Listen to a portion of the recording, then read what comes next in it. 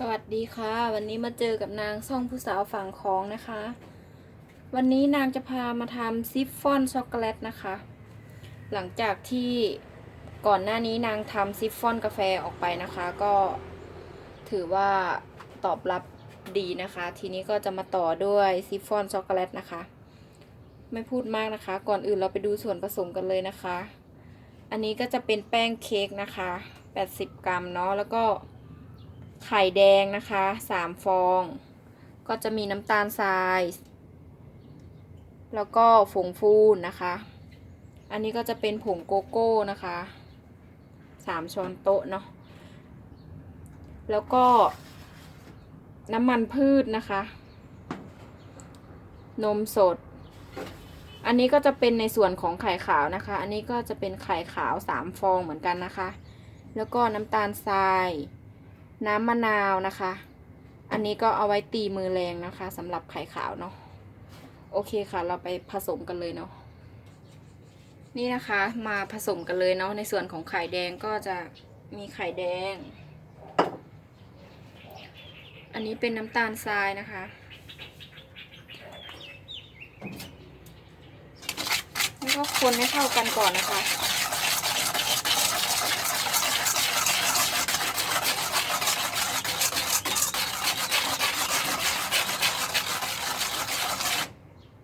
อันนี้นางใช้น้ำตาลทรายป่นนะคะจะได้แบบว่าละลายไวนะคะแล้วก็ส่วนผสมในแต่ละอย่างนางจะใส่ไว้ให้ใต้คลิปเหมือนเดิมนะคะ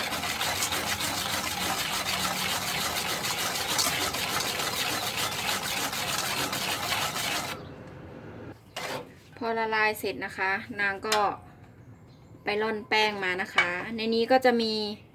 แป้งแล้วก็ผงฟูแล้วก็ผงโกโก้นะคะนำไปร่อน1 ครั้งนะคะร่อนแล้วก็ผสมให้เข้ากันอย่างนี้นะคะเมื่อกี้ตอนนางร่อนนางไม่ได้ให้ดูเนาะจะได้ไม่เสียเวลาโอเคค่ะอันนี้ก็ไข่กับน้ำตาลเราละลายแล้วนะคะเติมน้ำมันลงไปค่ะ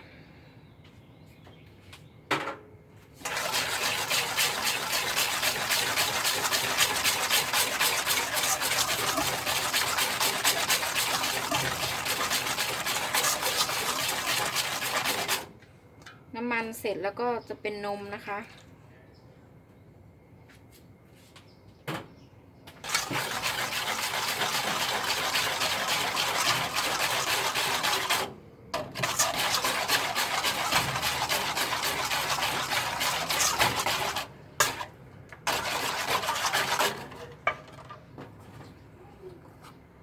ก็จะใส่แป้งนะคะ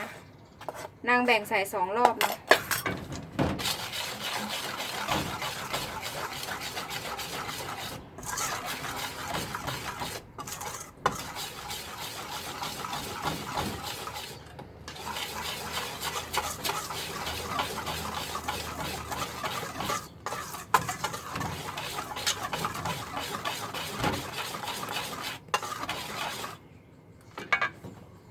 ใส่ให้หมดเลยนะคะ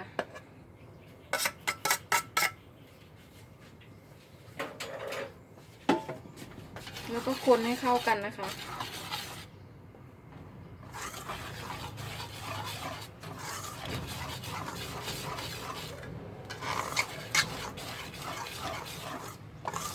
เขาก็จะหนืดๆหน่อยนะคะไม่เป็นไรนะคะ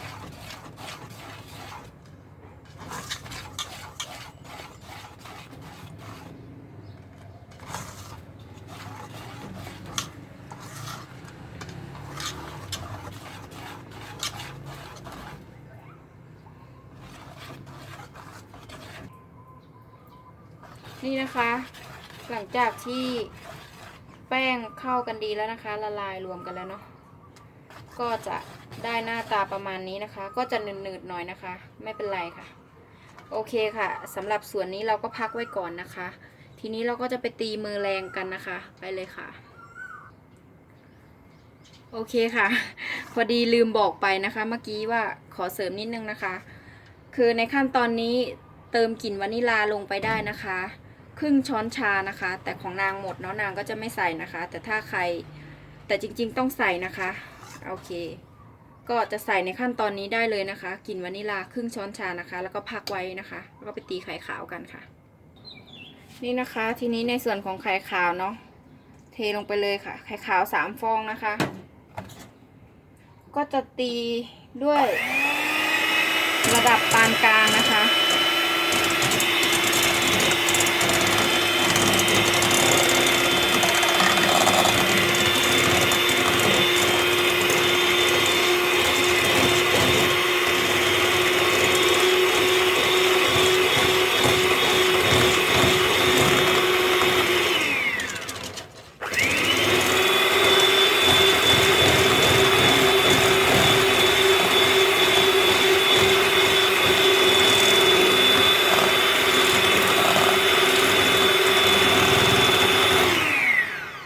ตีให้ขึ้นฟองหยาบนะคะ แล้วก็ใส่น้ำมะนาวลงไปนะคะ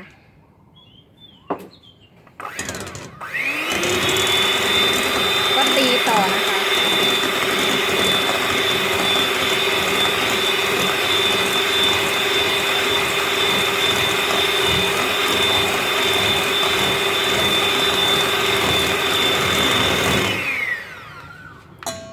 แล้วก็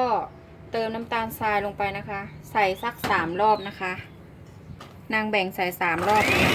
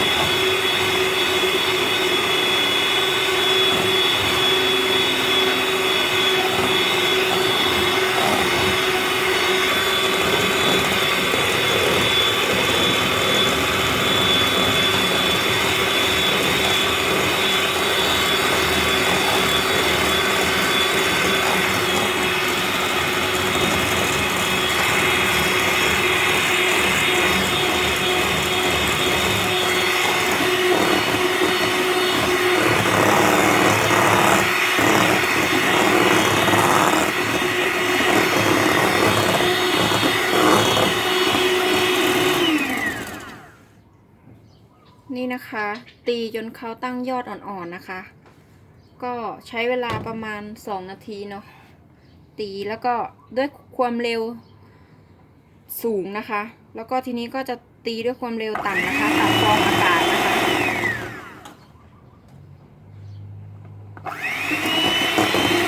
สักแป๊บหนึ่งนะคะตัดฟองอากาศเนาะ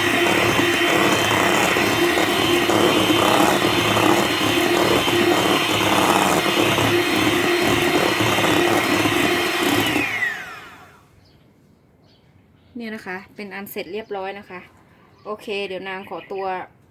เก็บไปนี่แป๊บนึงนะคะเดี๋ยวมาดูกันนี่นะคะมือแรงที่เราตีได้นะคะก็จะได้เป็นครีมขาวๆอย่างนี้นะคะทีนี้เราก็จะมาใส่กับที่เราผสมไว้เลยนะคะคืออันนี้นะคะจะแบ่งใส่3 รอบเหมือนกันนะคะแล้วก็ใช้ไม้ฟายตะล่อมนะคะใส่แล้วก็ใช้ไม้ฟายตะล่อมเบาๆนะคะ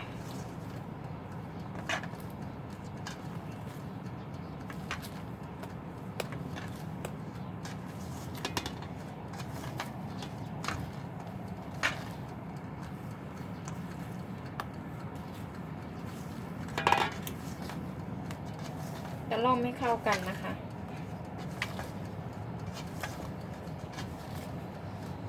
ส่วนผสมก็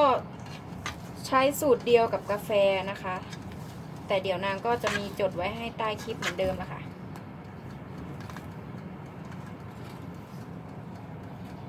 นะคะ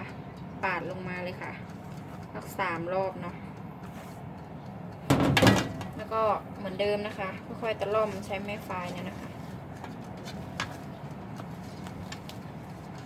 ทานกับกาแฟกับชาร้อนอร่อยค่ะเข้ากันมากเลย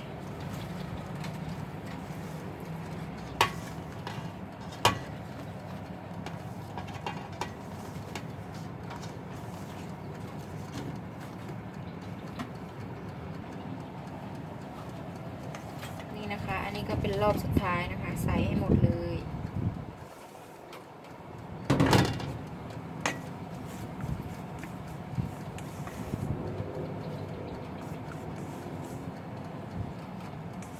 ระหว่างนี้เราก็วอร์มเตาไว้ด้วยนะคะนางจะวอร์มเตาไว้ที่อุณหภูมิ200นะคะแล้วก็ใช้เวลา 15 นาทีนะคะก็ตะล่อมไม่เข้ากันนะคะตะล่อมเบาๆนะคะ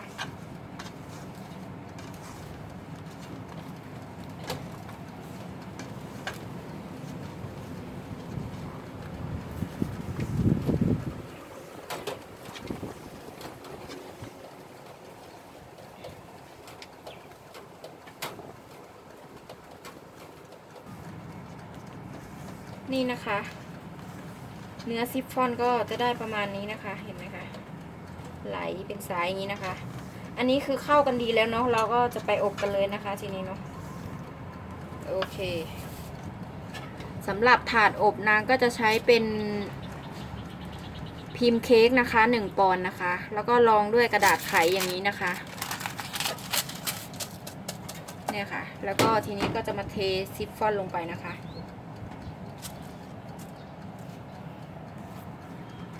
เอาเลยนะคะ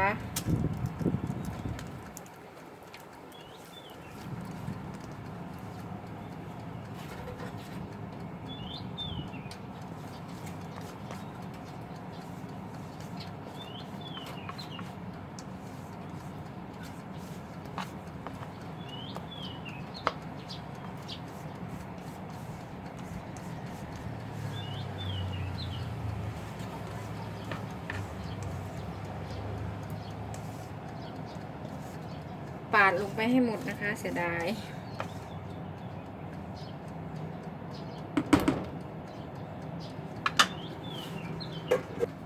นี่นะคะพอเทใส่พิมพ์เสร็จก็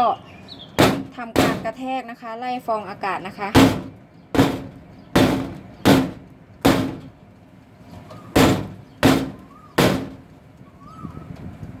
นี่นะคะโอเคค่ะเดี๋ยวไปอบกันเลยนะคะกระแทกเสร็จก็ถ้าฟองอากาศเยอะก็ใช้ไม้แหลมนะคะเกี่ยอย่างนี้ก็ได้นะคะตัดฟองอากาศ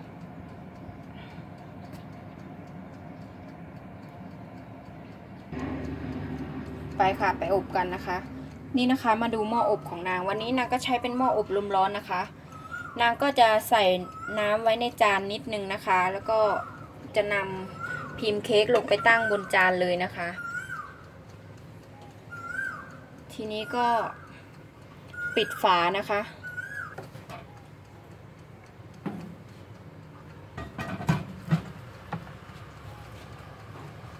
ใช้ไฟ150 องศานะคะแล้วก็ใช้เวลา30 นาทีนะคะนี่นะคะเห็นไหมคะเนี่ย30 นาทีโอเคค่ะทีนี้ก็รอเวลาสุกนะคะเดี๋ยวสุกก็มาดูกันอีกทีนึงนะคะ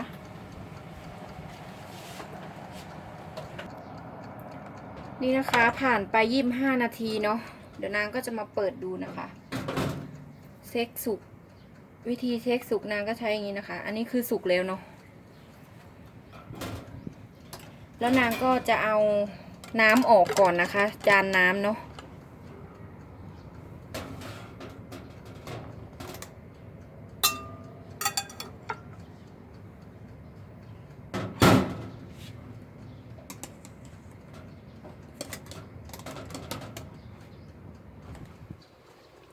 นางก็จะเอาตะแกรงเตี้ยนะคะมาใส่แล้วก็อบต่อให้ครบเวลานะคะเพื่อกันไม่ให้ตูดเขาแฉะนะคะโอเคค่ะทีนี้ก็รอครบเวลานะคะอันนี้มันเหลืออยู่4 นาทีนะคะ4 นาทีหลังนางจะเอาน้ำออกนะคะโอเคทีนี้ก็ไปรอดูตอนสุกเลยทีเดียวนะคะนี่นะคะหลังจากที่เราอบครบเวลาแล้วนะคะก็จะได้หน้าตาซิฟฟ่อนเป็นอย่างนี้นะคะ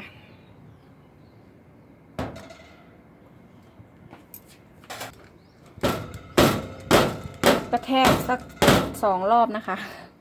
เพื่อที่จะให้ข้างล่างข้างๆเขาล่อนนะคะเห็นไหมคะทีนี้ก็จะมาเอาออกจากพิมพ์กันนะคะ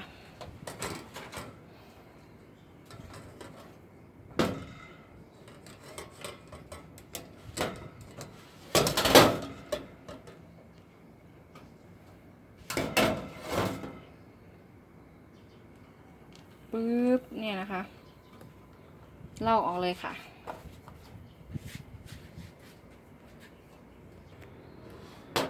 นี่นะคะก็ใช้จานหรือว่าใช้ถาดที่เราจะไอ้นี่นะคะ นี่นะคะคือหน้าตาซิฟฟ่อนช็อกโกแลตนะคะเดี๋ยวนางจะตัดให้ดูนะคะ